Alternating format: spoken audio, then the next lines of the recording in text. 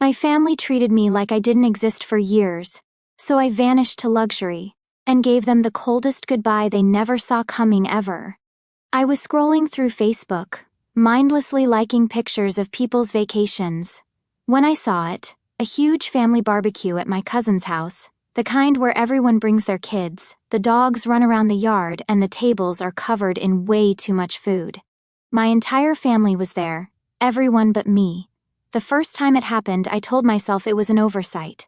The second time, I thought maybe I'd missed the invite. But this time, I knew better. I stared at the pictures, flipping through them one by one, feeling my stomach tighten with that familiar mix of hurt and resignation. There was my brother, standing next to our dad, holding a beer and laughing like he didn't have a care in the world. There was my cousin Lisa, the one who used to ride bikes with me when we were kids, posing next to the grill. Even my great-aunt Margaret, who barely left the house anymore, had managed to make an appearance. But not me. I took a deep breath before typing out a message to my mom, keeping it as casual as possible. "Hey, I just saw the pictures from the barbecue. I didn't get an invite. Was it last minute or something?" I stared at the screen, waiting for the dots to pop up, feeling stupid for even asking. A few minutes later, her response came in, and I already knew what it would say before I opened it. "Oh, sweetheart, we didn't think you'd want to come." I actually laughed out loud, but there was no humor in it. It was the same excuse they always gave, as if they were doing me a favor by excluding me, as if they had my best interests at heart. It didn't matter that I had never once told them I didn't want to come. It didn't matter that I had never given them any reason to believe I preferred being left out. They had decided for me, again. I could have responded, but what was the point? I could already picture the conversation in my head. If I pushed back, they'd act surprised. If I got upset, they'd tell me I was being dramatic. If I pointed out that this had happened too many times to be a coincidence, they'd find a way to make it my fault. So instead, I put my phone down, walked into my kitchen, and poured myself a glass of whiskey. I had spent years waiting for them to see me, for them to remember that I existed outside of birthdays and obligatory holiday texts. I had spent too many nights making excuses for them, convincing myself that I wasn't being intentionally excluded, that I was just imagining things. But I wasn't imagining it. It was real, and it wasn't going to change. I took a long sip of my drink, staring at the wall, letting the bitterness settle inside me. Then, without thinking, I grabbed my laptop and opened a new tab. If my own family didn't think to include me, if they believed I preferred being alone, then maybe I'd show them exactly what that looked like. I pulled up a travel site, my fingers moving faster than my thoughts, searching for the most expensive, over-the-top resort I could find. Not some cheap hotel with a pool, but something extravagant, something that would make their eyes widen and their jaws drop when they saw it. It took me less than 10 minutes to find the perfect place, a 5-star resort with a private beach, infinity pools, and suites so luxurious they had their own butlers. It was stupidly expensive, more than I had ever spent on a trip in my life, but I didn't hesitate. I clicked book now, feeling an unfamiliar thrill rush through me. I wasn't going to sit around waiting for another non-existent invitation. I wasn't going to waste any more time wondering why they never thought of me. Instead, I was going to live the kind of life that made people wish they had thought of me. As soon as the confirmation email hit my inbox, I picked up my phone again. My mom's message was still sitting there, unread for over an hour, waiting for a response. I could have said something, could have played along like I always did, but I didn't. Instead, I left her on read, shut off my phone, and started packing. The moment I stepped out of the airport and into the private car waiting to take me to the resort, I felt an unfamiliar lightness in my chest, a feeling I wasn't sure I had ever truly experienced before. The driver opened the door for me with a warm smile, the kind of polite courtesy I wasn't used to receiving, and as I slid into the plush leather seat, I let out a slow breath I hadn't realized I was holding. I wasn't going to spend this trip dwelling on my family, on their indifference, on the years of being left out and forgotten. I was here, alone, and for the first time in a long time, I didn't have to worry about anyone but myself. The ride to the resort was like something out of a travel documentary, the kind where the landscapes are so impossibly beautiful that you assume they must be edited to look that perfect. The ocean stretched out endlessly on one side of the road, sparkling under the midday sun, while lush green hills rose up on the other, dotted with villas that probably cost more money than I would ever see in my lifetime. By the time we pulled up to the entrance of the resort, I could already feel my shoulders relaxing, the tension I had carried with me for years slowly unraveling.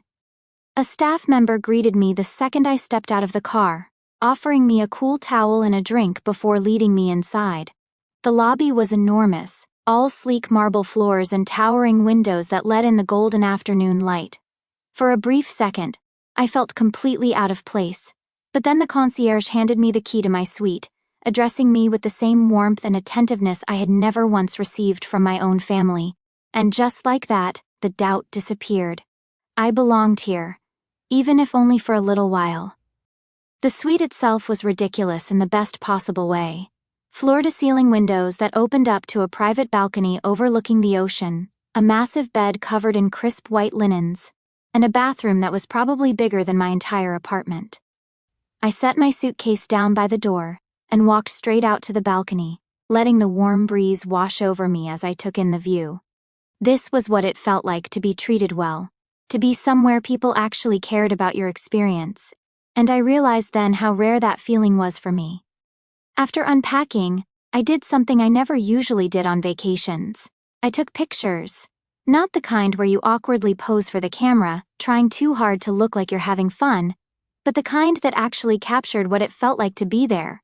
The sun casting golden streaks across the water, the way the light hit the whiskey glass sitting on the balcony railing, the perfectly plated dinner that I had ordered without a single person at the table questioning my choices. And then, without overthinking it, I posted them. I didn't add long captions or try to make some dramatic statement. I simply shared the moments as they were, letting the images speak for themselves. I didn't expect much of a reaction. I had never been the type to command attention on social media, but within hours my phone started buzzing. The family group chat, the same one that had been silent toward me for months, was suddenly very much awake. "Wow, must be nice," Aunt Linda commented under one of my photos. The same woman who never remembered to include me in holiday dinners. The same woman who always conveniently forgot to add me to the guest list. I stared at the message for a long time, feeling something inside me shift. The old version of me, the one who always tried to be polite, who always tried to smooth things over, might have responded with a fake laugh or some self-deprecating joke to make them feel more comfortable. But I wasn't that version of myself anymore. Instead, I left her on read. It was the smallest, pettiest thing, but the satisfaction I felt in that moment was unlike anything I had ever experienced before. They had spent years making me feel invisible, treating me like an afterthought. But now, for the first time, they were the ones waiting for my response, and I wasn't giving it to them. A few minutes later, another message popped up, this time from my cousin Lisa. "We need to talk." I stared at the screen, my mind racing with possibilities. What could she possibly have to say to me now, after years of silence, after all the times I had been ignored and excluded? I didn't have the answer, but I did know one thing.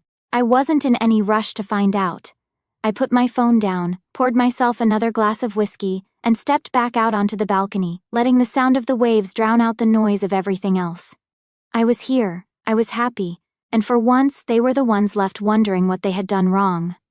I woke up to the sound of my phone vibrating against the nightstand, the screen lighting up in the dimly lit room, casting an eerie glow across the ceiling. I groggily reached for it, expecting maybe a notification from my bank about another ridiculous resort charge, but instead, I was met with an overwhelming flood of messages from the family group chat. It had been mostly dormant for months, with the occasional check-in or holiday greeting, but now suddenly, it was alive with activity, buzzing with messages stacked on top of each other like an avalanche I hadn't asked for. At first, I ignored it, tossing my phone back onto the bed and rolling over, determined not to let them invade this small pocket of peace I had carved out for myself.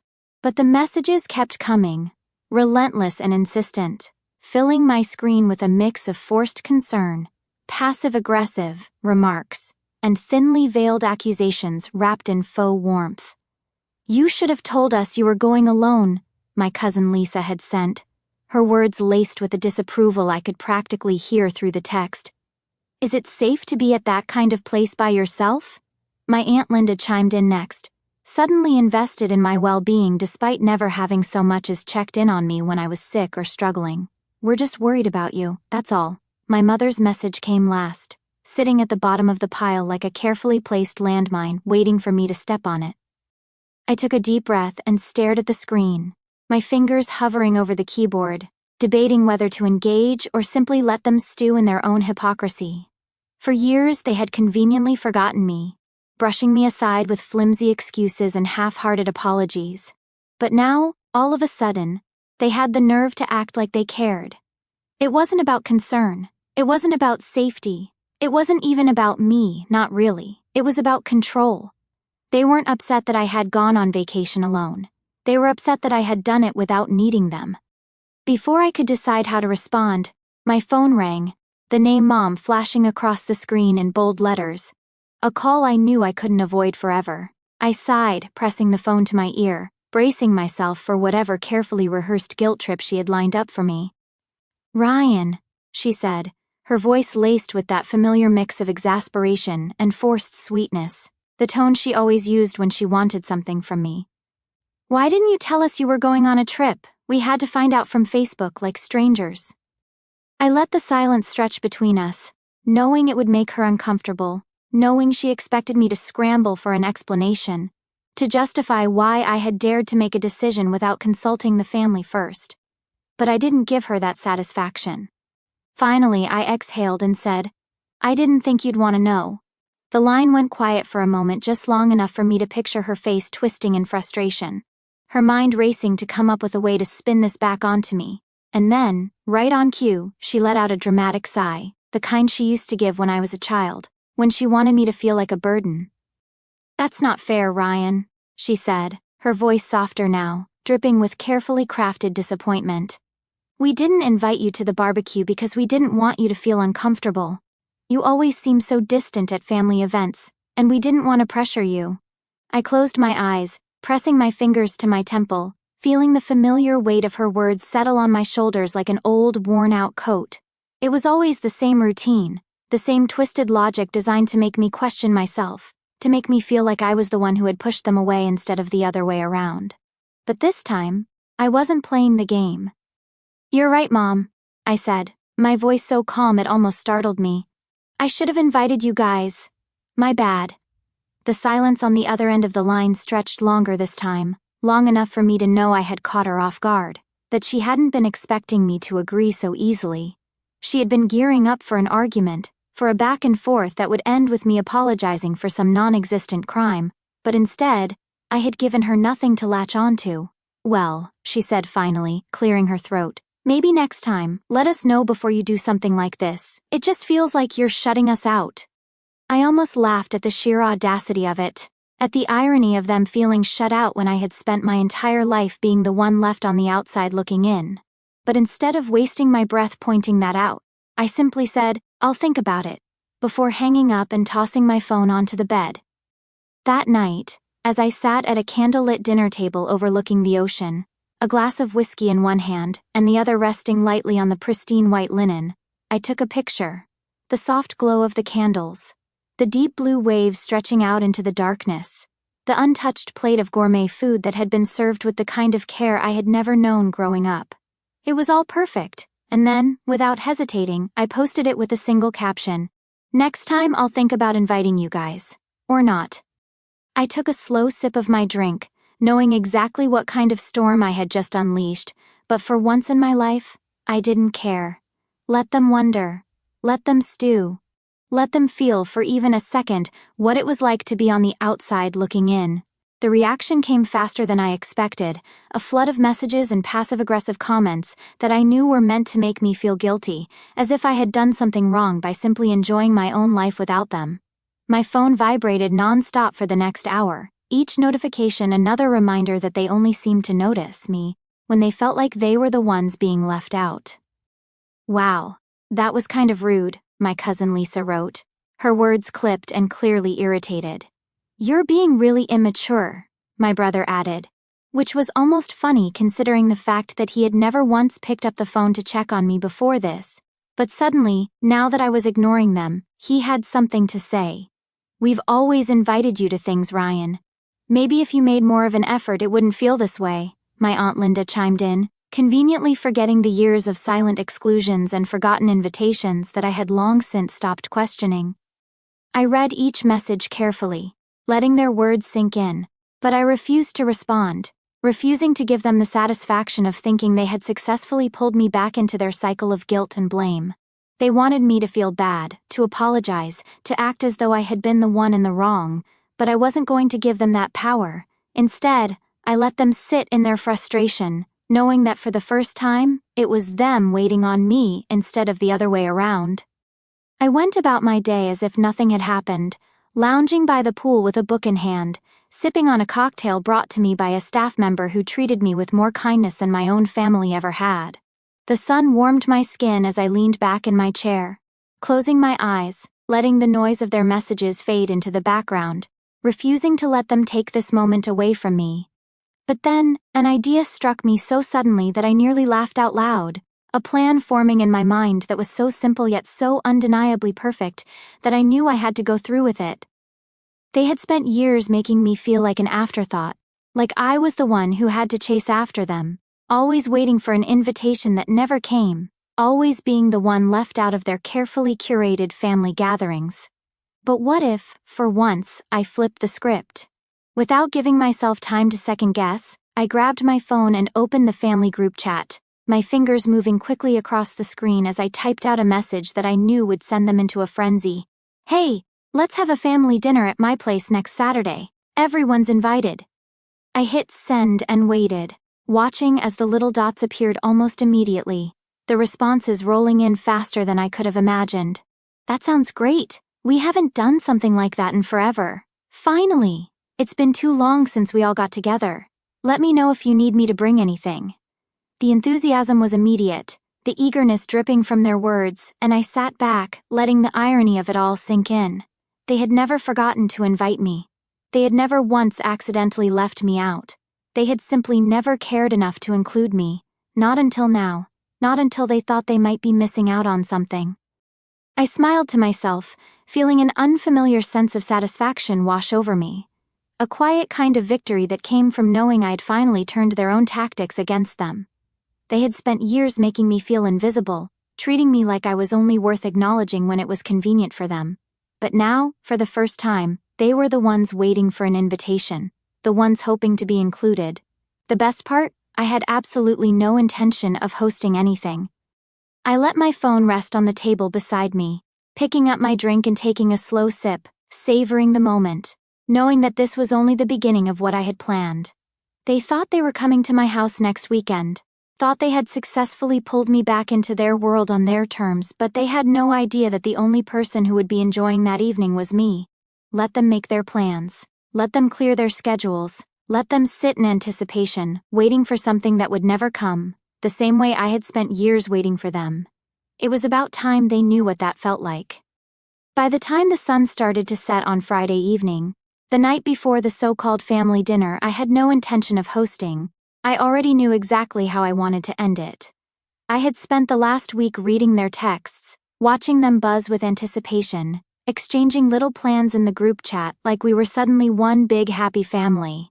It was almost funny how quickly they had shifted from forgetting I existed to fawning over the idea of being at my table, in my space, like they hadn't spent years making me feel like an outsider in my own bloodline. The comments had gotten more personal too, as if being included for once made them feel entitled to everything. My time, my gratitude, my effort. One message from Lisa said, "I can bring the dessert. I know your oven probably hasn't been used in a while." Then my brother jumped in with, "What's the dress code, or are we pretending this isn't a big deal?" Even when they were trying to be involved, it came with that familiar edge of condescension, a reminder that no matter what I did, they never really took me seriously. So I did what I knew would hit hardest, not with yelling, not with drama, but with the kind of cold, deliberate silence that they had given me for years. Around 8:30 that night, while I sat at an oceanfront restaurant under string lights that swayed gently in the warm breeze, I had the waiter set up a single-place setting, a pristine white tablecloth, polished silverware, a glass of whiskey catching the last orange streaks of sunset. I had them light a candle right in the center. And once everything looked just right, I snapped a picture. The caption came to me easily, without hesitation, without doubt: table for one again. Some things never change. I posted it and put my phone face down on the table, the screen still glowing through the linen as the notifications immediately began to pour in. I didn't look at them right away. I took my time, sipping my drink, savoring every bite of the overpriced but perfectly cooked steak, letting the tension build in their heads as they processed what I'd just done. I finally picked up the phone about 15 minutes later, not because I was dying to see their responses, but because I wanted to watch the chaos unfold in real time. The family group chat had erupted. "Wait, what? I thought we were coming over tomorrow." That was from Lisa. Her usual composed tone cracked open by confusion. "I have the salad stuff packed. Are we still doing dinner or not?" My Aunt Linda, who had gone from forgetting I existed to suddenly being the self-declared co-host. "Ryan, are you serious right now?" My brother's message came last, short and clipped. Exactly how I expected him to react once he realized he wasn't the one holding the reins anymore. I waited a few minutes before responding, just long enough to make sure they were all looking at their screens, waiting on me. Then I typed my reply slowly, deliberately, the same way they used to answer me, just enough words to sound innocent, not enough to hide the sting. "Oh, I didn't think you'd want to come." I imagined them reading that line, their faces twisting in recognition, their memories crashing down around them like bricks. I knew exactly what they were thinking. How many times had they used those words on me? How many times had they brushed me off with that fake concern, that performative guilt, only to carry on with their plans like I never mattered at all? For a few minutes, no one said anything. The chat went dead, just a wall of silence that felt heavier than any screaming match could ever be. Then came the excuses, one by one, like rats abandoning a sinking ship. "Oh well, I was going to be busy anyway. Honestly, this whole thing was kind of last minute. I guess next time we should talk more directly." I read each one like it was a script I had seen before, a play I had once starred in without realizing I was the punchline.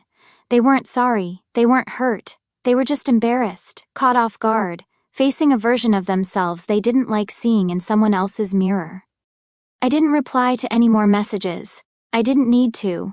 The silence said everything I wanted to say.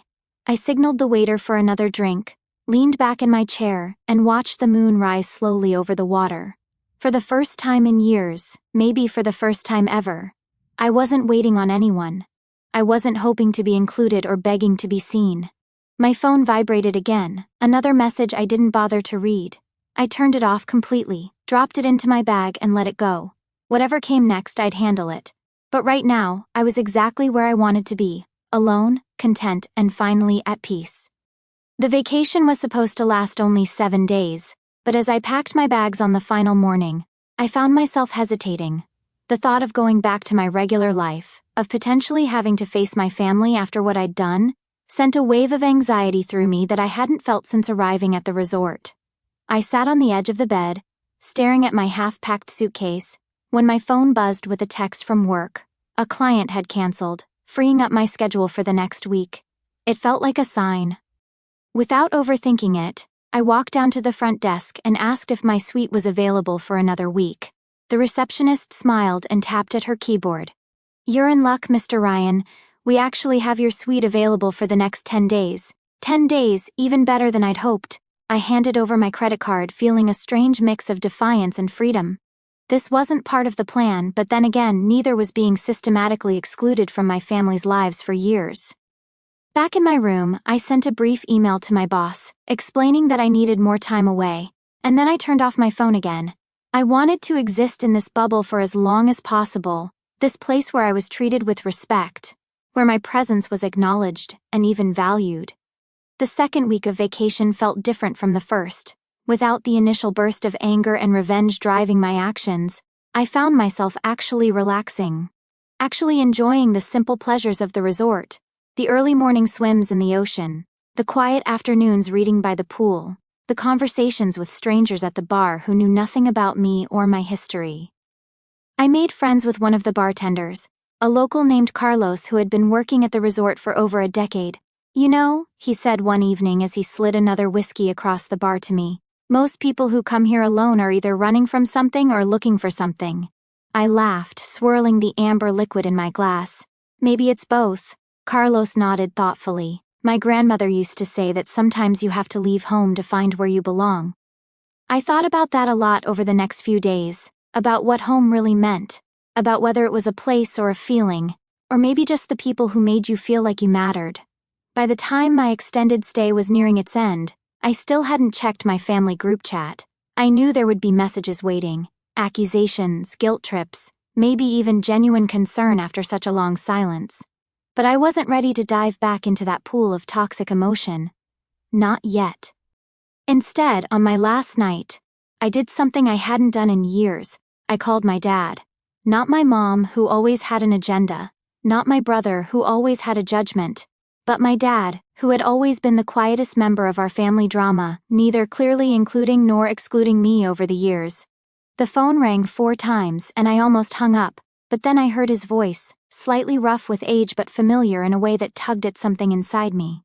"Ryan, is that you?" He sounded genuinely surprised, which I supposed was fair. I couldn't remember the last time I'd called him directly. "Yeah, Dad, it's me, how are you?" There was a pause, and I could almost see him shifting in his recliner, the one he'd had since I was a kid, adjusting his glasses the way he always did when he was buying time to think. "I'm good. Your mother's she's been a bit worked up lately." I let out a short laugh. I can imagine. Another pause, longer this time. "You know, son, I've been thinking. Maybe I should have stepped in more over the years." It wasn't what I expected him to say, and for a moment, I didn't know how to respond. My father wasn't the type for emotional confessions or apologies. "What do you mean?" I heard him sigh, a heavy, tired sound. "Your mother and your aunt, they've always been controlling, I guess. The way they plan things, the way they decide who belongs where. And I just went along with it. I didn't want to cause trouble." I swallowed hard, looking out at the ocean from my balcony, the moonlight creating a silver path across the water. "I'm not calling to cause trouble either, Dad." "I know that. I know," his voice softened. "I just wanted to say I'm sorry for not speaking up when I should have." It was such a simple acknowledgement, but it landed like a physical weight in my chest, years of hurt and confusion suddenly validated by the one person I'd never expected to notice. "Thanks, Dad. That means a lot." We didn't talk much more after that. He asked about my trip, and I gave him the sanitized version, leaving out the parts about revenge and deliberate silence. He told me about his garden, about the new variety of tomatoes he was growing. Simple, ordinary details that somehow felt more meaningful than any conversation I'd had with my family in years. Before we hung up, he cleared his throat awkwardly. "Ryan, when you get back, maybe we could grab lunch sometime. Just the 2 of us." I found myself smiling, a genuine smile that had nothing to do with spite or satisfaction. "I'd like that, Dad. I really would." As I packed my bags the next morning, preparing for the journey home, I felt different. Not completely healed, years of exclusion and dismissal couldn't be erased by one sincere conversation, but changed in some fundamental way. I had set out to teach my family a lesson, to make them feel what I had felt all those years, and in some ways I had succeeded. But the real victory wasn't in making them suffer or in getting revenge. It was in finally understanding that I didn't need their validation anymore. I didn't need their invitations or their approval or their attention. I had created a life for myself, imperfect and sometimes lonely, but mine. And that was worth more than any seat at their table could ever be. As the plane took off, carrying me back to my regular life, I finally turned on my phone again. The family group chat had over 100 unread messages, ranging from angry accusations to concerned inquiries to, eventually, wounded silence. I scrolled through them quickly, not letting the words sink in too deeply, until I reached the most recent one sent just that morning. From my dad, "Safe travels, son. Looking forward to that lunch." I put my phone away, leaning back in my seat as the coastline disappeared beneath me.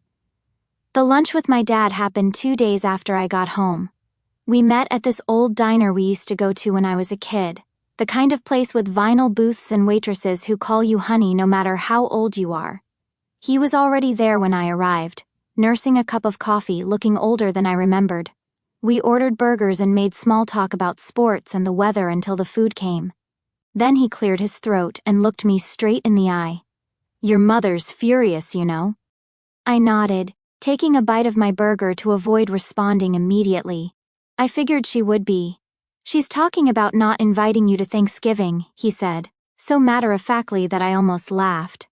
"That would be nothing new, Dad." His face fell and he put his burger down. "You're right. And that's on me too."